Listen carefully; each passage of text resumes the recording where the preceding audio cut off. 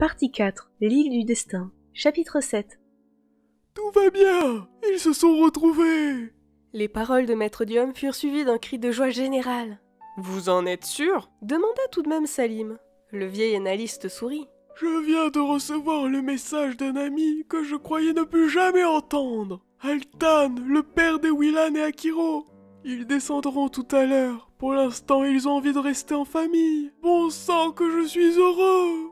Il attrapa Siam et lui colla 2 gros baisers sur les joues. Il empoigna ensuite Maniel qui souriait aux anges et se lança avec lui dans une gigue endiablée. Siam éclata d'un rire qui redoubla lorsque Bjorn saisit Salim et se mit à tournoyer en le tenant serré contre son cœur.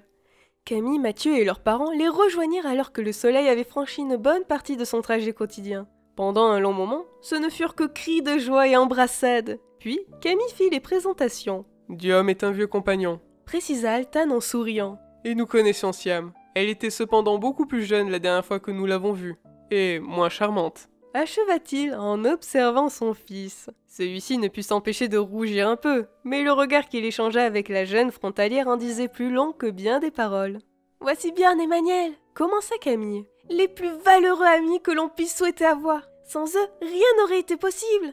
Ils sont courageux, loyaux, serviables. » Les 2 soldats se dandinaient sur place, gênés par cette pluie de compliments inhabituels.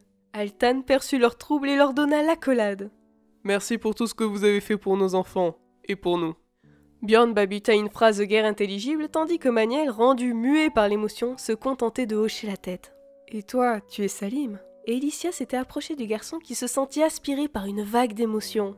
La femme qui lui parlait avait les mêmes yeux que Camille, violets, immenses, lumineux. Elle était belle au-delà de tout ce qu'il avait imaginé, et il y avait tant de douceur sur ses traits qu'il eut soudain envie de pleurer. « J'ai beaucoup entendu parler de toi. » Continua-t-elle. « Pendant ces années où mes rêves furent seul contact avec la réalité, tu es telle que je l'espérais. Je suis heureuse que ma fille t'ait choisie. » Salim avala sa salive avec difficulté. Il n'arrivait pas à détacher son regard d'Alicia. Elle était tout ce qu'il n'avait jamais connu, tout ce à quoi il avait toujours aspiré. Il prit conscience qu'il était incapable de se rappeler le visage de sa propre mère, et cette découverte l'accabla un peu plus, comme si elle avait lu en lui, et Alicia passa la main sur sa joue.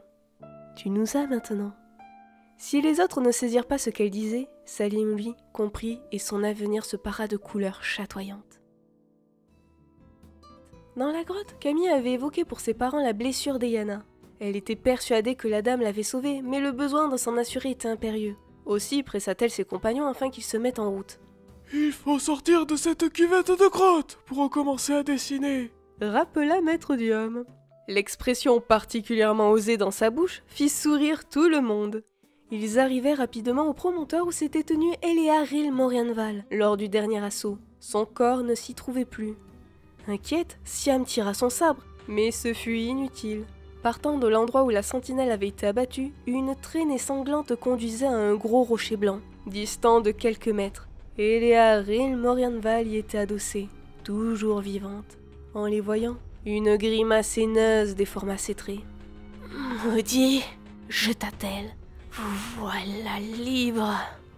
En restant sur leur garde, ils s'approchèrent. La blessure que lui avait infligée Siam était affreuse, mais le pouvoir immense qui palpitait en elle l'avait maintenue en vie. Il se pouvait qu'il la sauve complètement.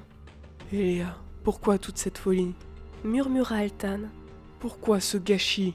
« Tais-toi, tu me donnes envie de vomir avec ton air mièvre et tes paroles compatissantes !» cracha la sentinelle. « Je voulais l'Empire, je voulais l'utiliser pour des conquêtes sans précédent. Savez-vous, pauvre fou qui vous contentez de la médiocrité, que Gwendalavier n'est qu'une infime partie du monde où nous vivons. Des terres riches nous attendent de l'autre côté des montagnes, de l'autre côté de l'océan. Elles sont habitées, certaines même par des hommes. À la tête des armées impériales, je les aurais conquises. J'aurais été la plus grande. » Elearil Morianval se tut un instant, comme pour reprendre des forces. Ses yeux croisèrent ceux de Camille. Son regard se chargea de haine. « Tu as tout fait échouer, sale petite peste prétentieuse !» Altan, qui s'était agenouillé, se redressa. « Venez, » dit-il. « Nous n'avons plus rien à faire ici. » Ses compagnons lui emboîtèrent le pas, et ils s'éloignèrent sans se retourner. Un dernier cri retentit. « Je me vengerai! Tu paieras Eowyn pour ce que tu as fait !» Alicia s'arrêta. Ses traits s'étaient tendus, ses mâchoires crispées. Dans un chuintement feutré, elle tira une lame effilée d'un fourreau dissimulé contre son mollet.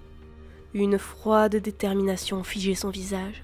Elle faisait demi-tour lorsque Camille lui saisit le bras. « Où vas-tu » Alicia ne répondit pas.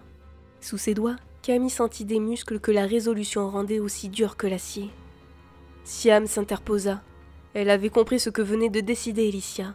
Son code d'honneur la poussait à intervenir. « Vous ne pouvez pas faire ça !» s'exclama-t-elle. « Elle est mourante !»« Elle survivra si je ne la tue pas. » Alicia avait parlé d'une voix sans émotion. « Elle n'est plus dangereuse, ce serait un meurtre !»